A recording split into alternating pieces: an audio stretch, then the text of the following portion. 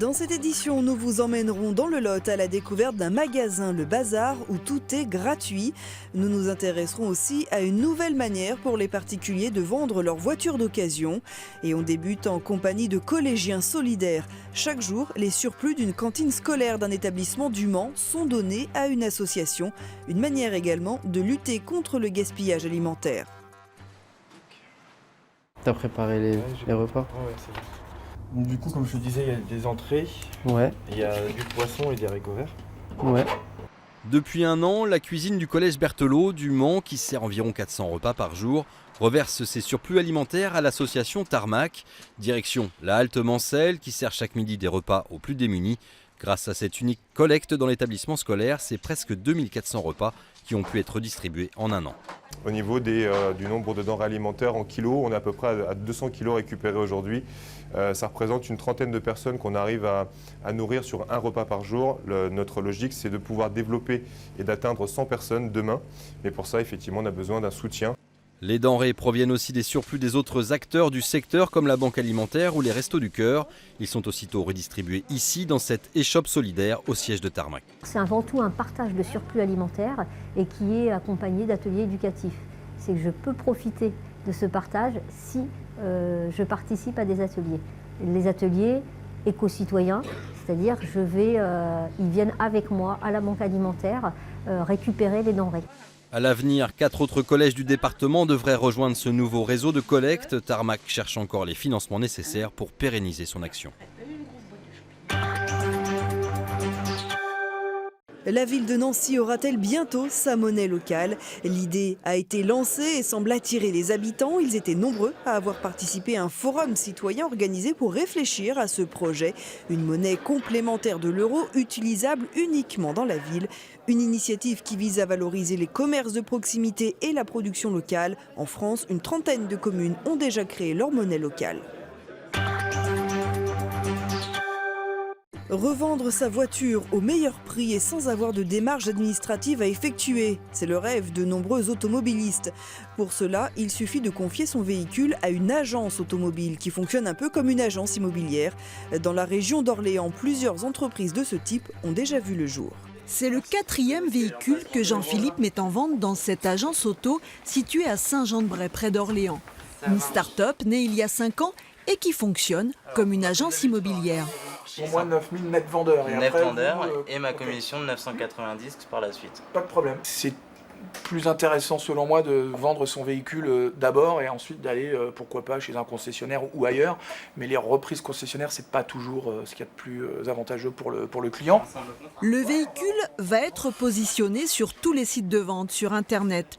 Le client ayant le choix de le déposer ou de continuer à rouler avec. L'agence auto, quant à elle, va garantir le véhicule pendant 3 mois après quelques vérifications. Quand ils viennent chez nous pour la première fois, on regarde tout ce qui est facture d'entretien, tout ce qui est moteur, pneumatique, usure, et après nous, on les recontrôler par une vidange ou une révision chez notre partenaire. Fort de ces 58 points de vente, cet autre réseau d'agences auto est également né à Orléans. Donc là, je vais faire le tour du véhicule simplement pour vérifier que la peinture n'a pas été refaite, si elle n'a pas eu de choc ou quoi que ce soit. Je vais vérifier l'état d'usure des pneus et prendre en photo tout le véhicule intérieur et extérieur. En une trentaine de minutes, le véhicule de cette cliente sera en vente sur Internet. Et moyennant 500 € de commission pour l'acheteur, elle n'aura rien à faire. Niveau papier, moi j'ai un peu de mal aussi, j'ai pas forcément que ça à faire. Et là, je sais que tout va être fait et que ça va être rapide. Donc moi, ça me fait des choses à faire en moins. L'idée de l'agence auto, Mathieu Blondeau l'a eue à l'âge de 21 ans, alors qu'Internet était en plein développement. Le réseau compte aujourd'hui des franchises dans toute la France. Nous, notre idée, c'est vraiment de se consolider.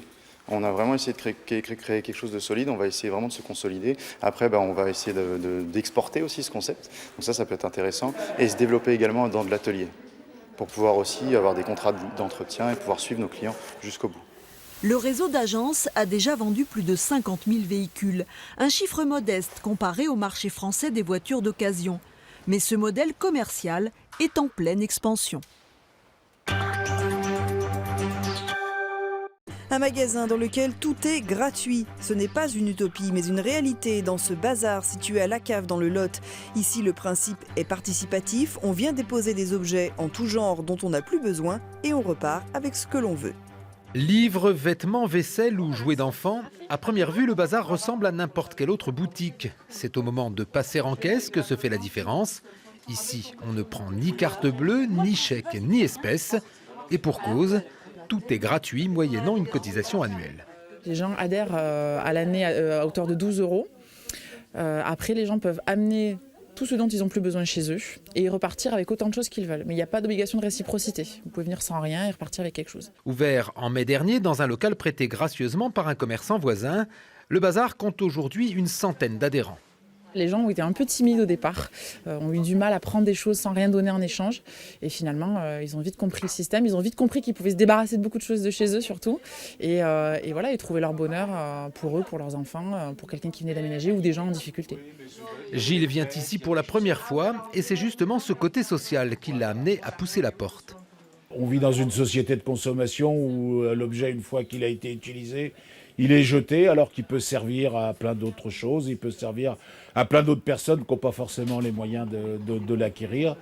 Grâce à cette démarche, beaucoup d'objets qui auraient fini à la poubelle ou à la déchetterie trouvent une seconde, voire une troisième vie. Pour certains objets, ils sont déjà venus ici et ils repartent dans les mains d'une personne qui, quand elle n'en aura plus l'utilité, va venir les remettre au magasin gratuit. C'est ce qui se passe maintenant pour certains objets, les livres en l'occurrence, et les jouets pour les enfants par exemple. C'est des choses qui tournent assez dans le magasin en fait. Fonctionnement associatif oblige, le bazar n'est ouvert que le dimanche de 14h à 17h. Bonjour.